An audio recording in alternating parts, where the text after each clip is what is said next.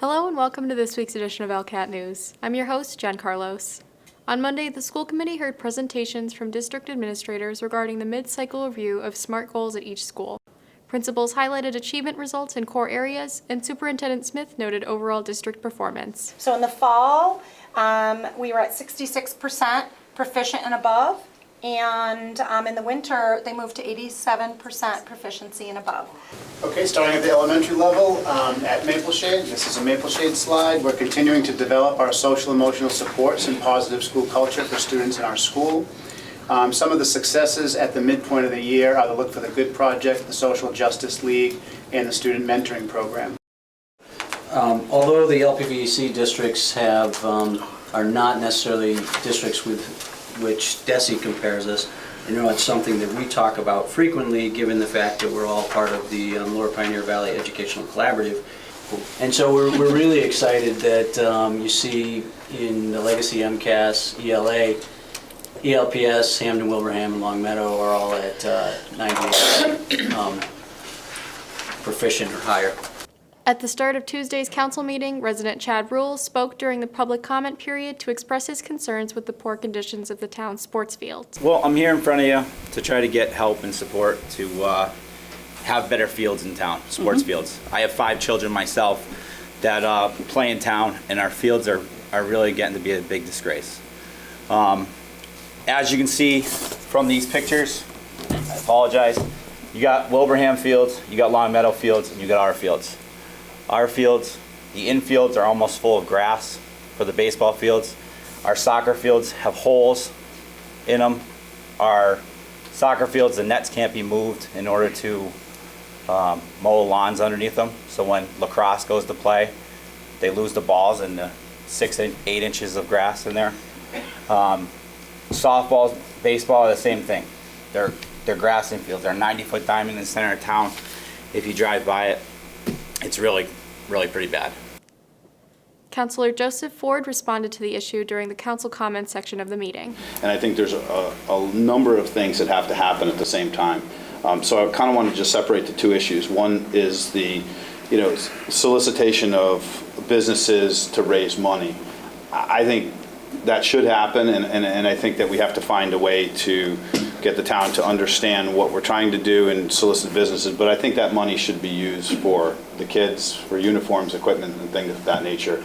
And the burden of and the cost of the maintenance of the fields needs to be on, essentially the rec department and the DPW, that there aren't enough fields. Certainly there aren't enough soccer fields between travel soccer and all that. But we can start the process of getting the right people at the table, improving communication, and essentially working towards the end goal, which is safe playing fields, but also something that not just safe, but really should aesthetically be a little better than they are. Also during public comments, John Mazzarino spoke to remarks made at last month's council meeting where a citizen's petition called for the non-renewal of town manager Denise Menard's contract. Hi, I'm John Mazzarino, and I am addressing some of the comments that were made in the previous town council meeting. Sir, can you just, for the record, state your address as well, please? Yes, I live in Williamsburg, Massachusetts. Thank you. The council, one of the council members brought up the idea that some of the signatures on the petition that we filed weren't valid. The town clerk and many others spent a lot of time validating those signatures against the voter registration list. We have a right to peaceful assembly and to petition our government with grievances. That's in the First Amendment for any of you who have any questions regarding that. Talking to you behind too. I feel we were treated, rather than go after the issues within the petition itself, we were treated in such a way that we were attacked as the petitioners. That's myself, Jeffrey, and our group. But when I went to her and said I had lost a great deal of money because of mistakes made by the town in the process of my development, I was told that I might get it back at a later date. I wanted to bring this forward to show her that when a person's income is in jeopardy, They take great pains, and we all know what happened when this petition came out. We gathered the department heads, got a bunch of people here to speak on the behalf of the town manager. I even had somebody stand up and say 40 of those signatures were elderly people couldn't understand. People that were one of the acolytes that works I think in this building, said that elderly people don't understand the things they're signing. I'm 78 years old. I'm willing to take lessons in municipal, state, or federal civics from anybody. Later in the meeting, member Paul Federici spoke to Mr. Mazzarino's concerns. I was one of the vocal people about the signatures, so just to sort of defend myself, because I know it was presented that the signatures weren't accurate, and I never said, at least in my comments, that the people signing the petition were not taxpayers. My contention was, because one of my friends was one of the signers, is that he, and this is his fault, granted, but he did not know what he was signing. He did not know the gravity of it, and he just thought he was signing a basic petition regarding changes in town government. He did not know what it was exactly about. And also, I happen to notice, I know the gentleman, Mr. Mazzarino, said he could have gotten more signatures, but we had the signatures that we had that night, and I did notice a duplication in signatures. So, with that information in front of me, if he had presented 300 signatures, that would have been better, because it would have been a moot point. But Councilors denied the citizens' petition 5-1. Then, all those in favor of denying the request set forth in that petition, please say yes. yes. Yes. Those opposed, please say no. No.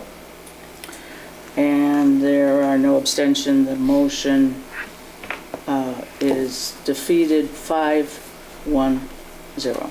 The Stormwater Enterprise Fund bylaw was approved for the Department of Public Works to collect and designate revenue to monitor, protect, and manage water quality by controlling the level of pollutants in stormwater runoff. I move that the town establish, pursuant to the provisions of Massachusetts General Laws, Chapter 44, Section 53F and a half, a Stormwater Enterprise Fund to commence on July 1st, 2019, to be operated under the Department of Public Works. Is there a second? Second. Motion's been made and seconded. All those in favor, please say yes. Yes. Yes. Those opposed, please say no. No. Any abstentions? So the motion carries 5-1-0. The council discussed a list of 6 goals for the town manager recommended by the Performance Review Subcommittee, with disagreement arising over one goal in particular. Reduced the 22 that were submitted down to the following 6. Number 1, manage the budget process to ensure council direction and votes are carried out and adhered to by the town manager's office and all departments, committees, and boards. Number 2, work with town council in a much more collaborative way. Examples: follow through on direction given by the town council in a timely manner. If this is not possible, inform the council immediately. B, manage the budget process, enterprise and revolving funds, to ensure council direction and votes are carried out and adhered to by the town manager and all departments, committees, and boards. C, communicate to all council members on all issues and news releases affecting our town and residents, in addition to top or middle management level personnel changes before they occur. Number 3, issue an RFP for town attorney prior to next fiscal year. Recruit a candidate with demonstrated municipal background and competitive fee schedule. Number 4, return clerk's office and finance operations to original locations. Comment: currently the setup is not customer friendly. Number 5, take care in hiring key staff. Surround yourself with people that want to be here and care about our community. Number 6, begin to develop and implement a succession plan for department heads. This plan will ensure that there is a smooth transition in the event employees leave their positions, either through promotion, resignation, or retirement. That's it. That said, Number 4 is not what we discussed that night. It was to talk about the workflow of the town hall, but not specifically to return one department back to its original state. I don't think it is in concert with the language in the charter. In terms of the town manager's powers. I think what we're all looking for is what's best for the town and what's best for the residents. And I would hope that everybody working in the town hall, the clerk, Denise, that we've had time to try these moves and decide, is it working? You know, I would ask you, is it working? Do you see modifications that you want to make rather than picking a directive? I do.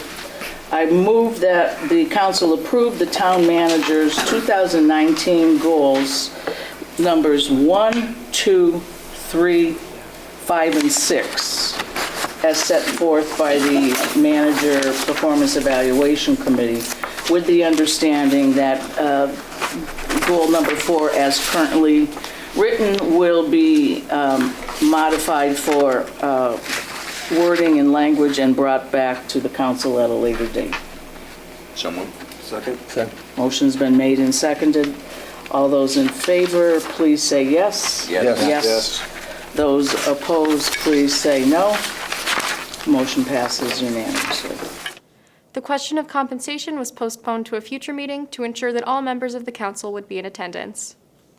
Health Director Amy Petrosky and Board of Health Chair Dr. Sarah Perez-McAdoo provided a council with an update on the possibility of shared public health services with Long Meadow. Great, so in November, the Pioneer Valley Planning Commission and DPH came and did a joint presentation to the boards of health and the town managers, and Tom was able to make it to that as well. At that meeting, both boards of health decided that it was a goal worth looking further at. At this time, both boards have voted, and both town managers have also expressed their support. Each town will retain sole decision-making authority. So I think that's really important right off the bat is our Board of Health will remain an independent authority. They will still make all the decisions for only East Long Meadow, and the policies and regulations that they put forth will only be for our residents. It also offers expanded services. So there is, as you've seen, there is no expected cost to this, right? So that's the other big thing. I'm sure you guys, that's the money up there, knowing that this is not going to be something that we're coming back looking for more money from you guys for. This is to also expand services. So right now, one of the things that we'll benefit most greatly from is we don't have a public health nurse. We don't have the need for a full-time public health nurse. But we do have $10,000 in my budget reserved for public health nursing. We are required to do epidemiology of communicable diseases reporting to the state as they come in. The other thing that we have is any active TB cases, which we have had multiple in the last couple of years. They require extensive services. We've contracted out at high rates to both the Long Meadow Public Health Nurse as well as Visiting Nurses Association. So this will allow us to get those services to our residents without having to pay those costly as-needed fees. Senator Eric Lesser discussed several topics of particular concern to the town, including the issue of crumbling foundations due to reactive minerals in concrete traced to a quarry in Connecticut. We did get legislation passed last year to set up two important initiatives. One is a reimbursement program for homeowners that want to get the testing done. So it's a two-phase process. They require a visual test first, and then after the visual test, there would be the core sample. Secondly, and I think also very important, is a new commission was set up, a standing commission that Representative Ash and Senator Goby will be chairing to look at the sort of broad spectrum of issues around this topic. You know, quite frankly, I think the fact that the homeowners insurance companies are just completely denying claims is shameful. And I think that needs to be looked at, how this was able to happen in the first place, what went wrong in our consumer protection rules that are allowing homeowners insurance companies to basically say that they only cover your house if it completely collapses, but partial collapse they won't pay to fix. We will have more ahead on a public forum hosted by Lesser and other state officials held Saturday at the Senior Center. Lesser also addressed the issue of a new high school. I've been following this closely. I've been in close touch with Gordon and close touch with the school committee, and I'm frustrated. I personally reached out to and called Treasurer Goldberg after that happened, and she's aware and has been following the issues in East Long Meadow, and we're going to be having her come out in late March I don't want to say that the date will be in late March. We'll communicate it to the board. I just want to make sure we have it completely confirmed with her. But we're looking at a date in late March to have her come out, tour the school, meet with some community members, and at least open up more communication so that we can make sure that the school project is at the as it continues to grow to the top of the list. So, but it's time for East Long Meadow to have a new high school. I'm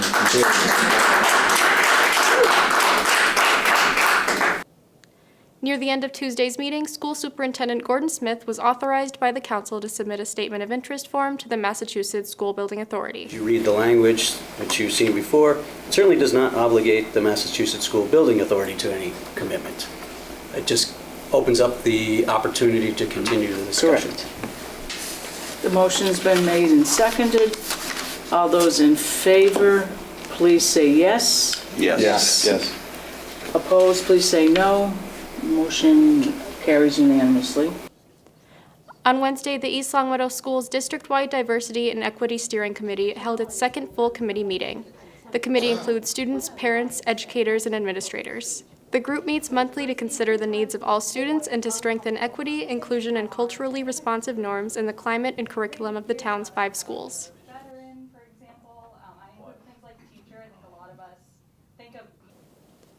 The 125th Anniversary Committee is hosting a pasta dinner on Friday, March 8th at St. Luke's Greek Orthodox Church.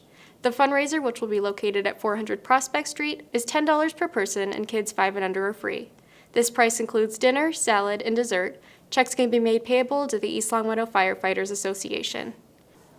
As part of the town's 125th anniversary, the East Longmeadow Lions Club has revived an iconic spring event, the annual fishing derby at Heritage Pond, to be held Saturday morning, April 13th.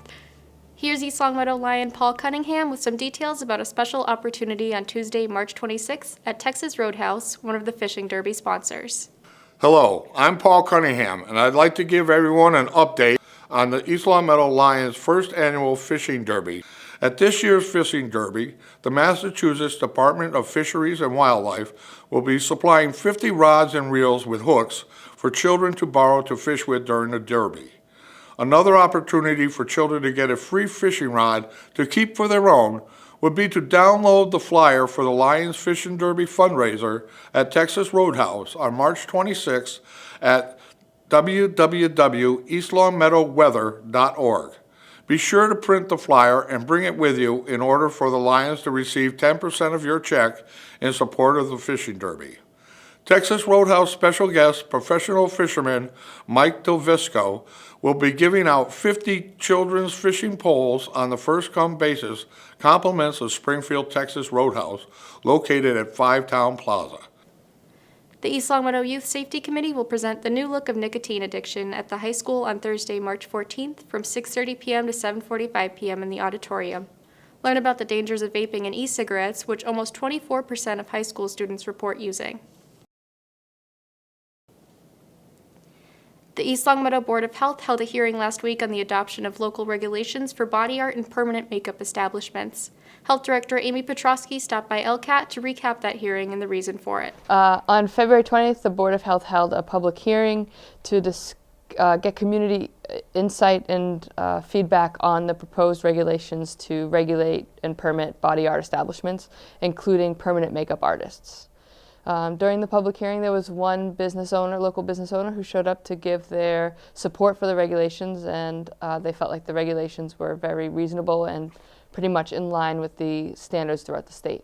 So for the business owner, that would mean that they will be held to standards upon applying. So during, just like a food service application, we will assess the physical facility to make sure there's proper hand washing, the equipment meets the standards for sanitizing, there's proper barriers between different practitioners. That's the establishment end, and then there's also a practitioner permit. So every practitioner who practices in town will also be permitted. So when we look at those applications, we'll to make sure that they had proper training to be able to do the procedures that they say they're going to be able to do, proper bloodborne pathogen training to make sure that they understand the dangers of cross-contaminating and not properly sanitizing the equipment that they're using. So the regulations are necessary. They were recommended by the state many years ago. They put out model regulations. East Long Meadow is now moving forward with adopting them because there is just risk with these type of treatments if they're not done properly. So whether it's a tattoo, a piercing, or permanent makeup, you're entering levels of the skin that can potentially have contaminants that, if not done properly, can hurt even the practitioner, someone observing, or anyone who may come after. So it's just a level of standards to make sure there are no communicable illnesses that are being passed on during these services. Also, so once we license the establishment and the practitioner, we'll do inspections just like we do of food establishments. So we'll be going into these places, making sure that, answering any questions that they have and making sure that the standards and the regulations are being followed. So after the public hearing, hearing no concerns about the regulations being presented, the board did vote 3-0 to pass the regulations. The regulations will be effective starting April 1st. So the health department now, in the meantime, will continue to reach out to the establishments to make sure that everyone can be up to speed for that date. We'll have another update from the Board of Health meeting on next week's edition of ELCAT News. A.W. Brown Pet and Garden, in conjunction with the Second Chance Animal Hospital, the Town of East Long Meadow Board of Health, Animal Control and Clerk's Office, as well as Porter Road Pet Care, will be holding a rabies clinic on March 16th from 10 a.m. to noon at A.W. Brown on Shaker Road. Porter Road Pet Care will be paying for the first 50 rabies vaccinations. As we mentioned earlier, several area legislators, area town officials, and representatives from the Commonwealth hosted a public forum on Saturday, February 23rd, to address the problem of crumbling concrete foundations. The meeting was attended by as many as 100 area residents and provided an opportunity for people to ask questions and better understand the scope of the problem and the resources that may be available at this point. Crumbling foundations are caused by the presence of the mineral pyrrhotite in the aggregate used to make concrete. When exposed to water over long periods of time, the mineral expands and creates cracking that weakens and eventually destroys the concrete. Anyone who suspects a problem or observes abnormally severe, map-like cracking should contact a licensed structural engineer for an assessment. This is a very massive, complicated problem that we don't fully appreciate or understand, which is part of why we have this broader commission set up to get our head around it. But one thing further testing, if warranted, may be reimbursed in part by a fund established by the state legislature. Anyone with a concern should also contact Representative Brian Ash's office and/or Senator Eric Lesser's office to find out more about assistance that might be available. Here's what's happening at the library this upcoming week. On Monday, March 4th, from 1 p.m. to 2 p.m. is a Tai Chi class. The goal of this class is to teach people to move and breathe in ways that will improve their health. No experience necessary. On Friday, March 8th, from 2 p.m. to 4 p.m. is a movie matinee. Stop by to see A Star is Born, featuring Bradley Cooper and Lady Gaga. On Saturday, March 9th, from 11 a.m. to 12:45 p.m. is Paint and Snack for Teens. Students will work at easels to create their own masterpieces, and snacks will be provided. Finally, students at ELHS present Spartanum on March 8th and 9th at the high school auditorium. The annual variety show features live bands, solo artists, comedy skits, videos, and more. Tickets are $5 at the door. That's it for this week's edition of ELCAT News. I'm your host, Jen Carlos. Thanks for watching. See you next time. It's such a feeling.